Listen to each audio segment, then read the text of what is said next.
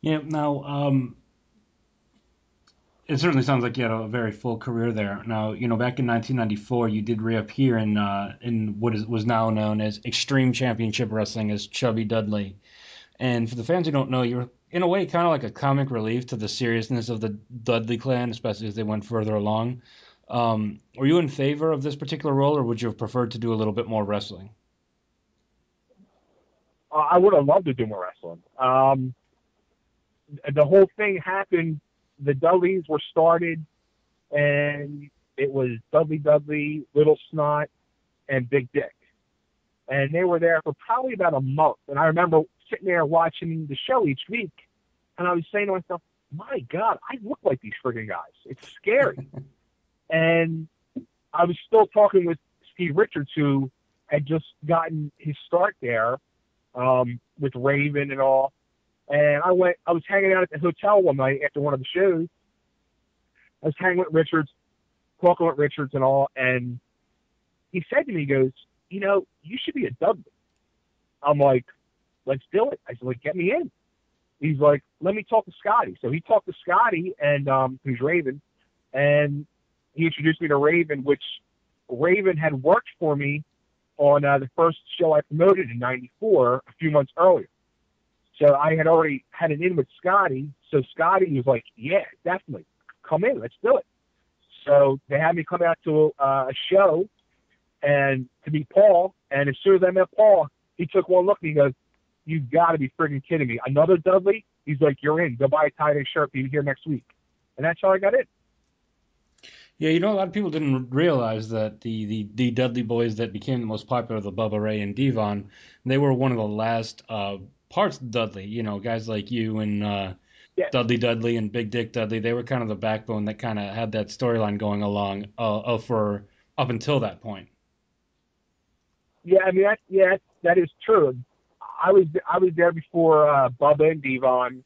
Me and Dances with Dudley, we both started the same night. Um, then then it was Stein Guy came in a few weeks afterwards, and then Bubba, or vice versa. It was we all came in pretty close together, the four of us. And then it was we were just doing the comedy matches and opening match stuff. And then Devon came in probably about 6 months later. And then Spike came in right before I left, which was in '96. He was the last one to come in. But he came in, it was a while after Devon was already there. Now, whose idea was it for you to carry junk food to the ring with you? I'm sorry, what was that? I said, whose idea was it for you to carry? If I'm not mistaken, during that time, you would occasionally carry like junk food to the ring with you, like bags, potato chips, and things like that.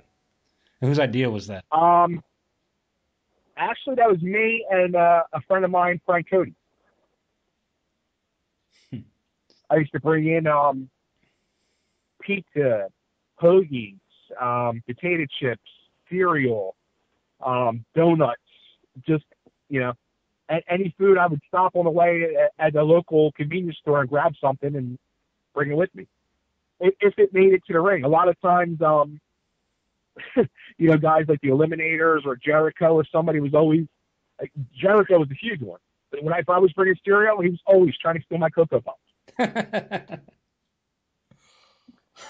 Now, you were driven out of VCW, storyline wise at least, by Devon Dudley. What are your opinions of Devon, and was there ever any heat between the two of you? Now, no heat between none of them. Devon, great guy. From the time he came in, he was a very humble person who he knew he was fresh in the business, so he knew he was no man on the totem pole, and he was there and he wanted to learn, and he realized what he had in front of him, the opportunity, and he was a good dude. Okay, now JT's back with us. He's got a few more questions for you. So JT, go ahead. Yeah. Now I know Okay. you talked a little bit about wanting to be a big rocker back in the day. Can you talk a little bit more about your band? Back then it was the whole hairband craze. So I was playing in a band. We never even started playing out. It was just it was going towards it, working on it, trying to do like Motley Crue, Poison type stuff like that. And I had a falling out with the guy, the other guitar player. He was screwed up on drugs, and he actually broke into somebody's house to try to rip them off. And here, the guy's house he broke into was a cop, and he got arrested. And I was like, you know what? I don't need this.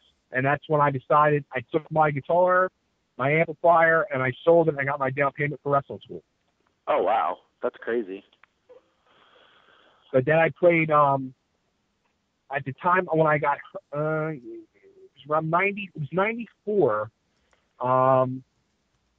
when I was out of ECW, before I went back as in Extreme, a childhood friend of mine who, to this day, I've been friends with this guy for 35 years.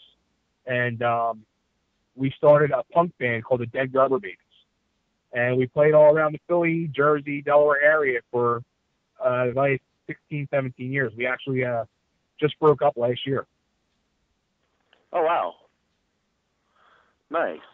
Now, you began promoting Liberty All-Star Wrestling in 1994. Who are some of the talent that came through there for those that are unaware about the company? A laundry list. Like I said, the first show I had Scotty, who was Raven, but this was before he became Raven. It was right after he left WCW. He was Scotty Flamingo. So I had he worked for me. Richards worked for me a lot. Ted Petty worked for me. Simon Diamond, before he was Simon Diamond, he was called Lance Diamond, worked for me. And actually, he was one of Jim Kettner's original guys, too. That's where I met him at. He, another great guy. I haven't seen him in years, but great guy. Thomas Rodman, who was part of the BWO. I actually trained him out of my wrestling school. Oh, my God. The list is Al Perez we had as our champion when we ended up closing up shop in 2002. Tommy Dreamer. I mean, a laundry list. I mean, so many of the guys that went on to either WWF or ECW, they made a stop in LEW at some point. Now, what ultimately led to the demise of the company? No money. No money. I started it in 94, ran shows for a few years, and while I was also back in ECW as Chubby Dudley, was running shows, and I think that was, I mean, I don't know if this to be fact, but it was my own thinking was Paul wasn't going to, push me as a character if I'm out worried about my own product and pushing my own product, which I was, understandable, and I was just happy to be there, and I realized that he wasn't going to do nothing with me. But I did that for a few years, and then I left the business for like 2 years. I had gotten married in 97, had my first child. So I was like, wrestling's not really a good thing to be doing right now. And then I started getting the itch, and I started running shows again in 99. And I ran shows from 99 up through mid-2002. And I was trying to, I guess trying to do too much, where my goal was to run shows every weekend. I wanted to run like old school back Memphis days. I wanted to run 4 different towns each week, go around and, run the territory, and I wanted to eventually get TV and all. But I was trying to push these to get these going, but the crowds were not there. I mean, I was trying to do too much, and I had Combat Zone running in the area, plus Ring of Honor had started. So people were going and spending their money there instead of coming to us. So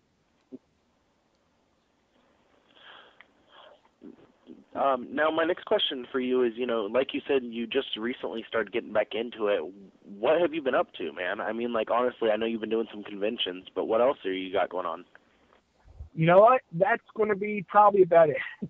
Actually, I did the Tri-State Wrestling Alliance restarted, it's about a year and a half ago, and they're running out of Jersey, and They actually did a show in PA last summer, and one of the guys who's running it is one of the old originals. Well, actually, the two guys running it are two of the old originals. And they called me up and they said, hey, we're going to do Battle Royal. We're going to do a reunion Battle Royal of all the old TWA guys. Do you want to take part in it? I said, you know what? Yeah, I'd love to. So I did that.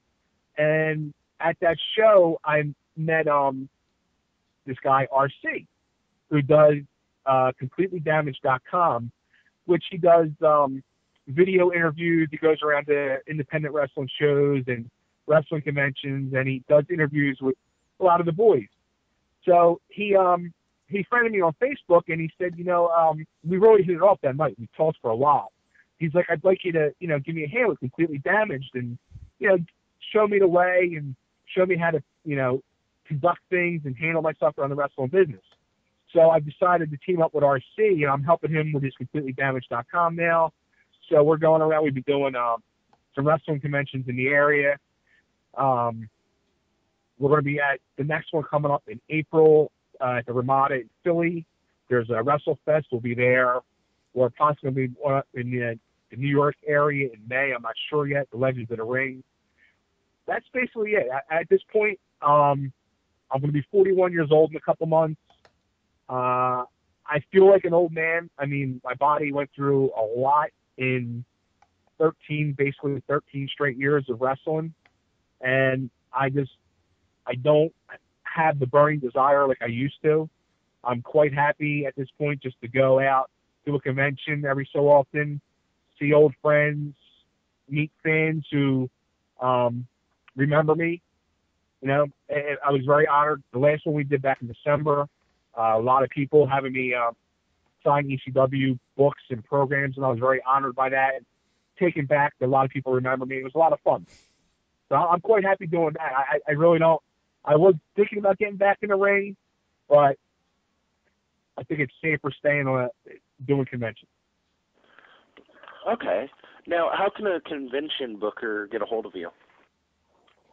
Right on Facebook. I have a Chubby Dudley page on Facebook, or you can just look for me at my personal account, Bay Ragney.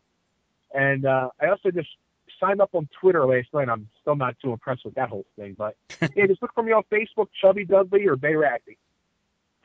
Okay. Now, do you have a rib or a road story you can share with our listeners?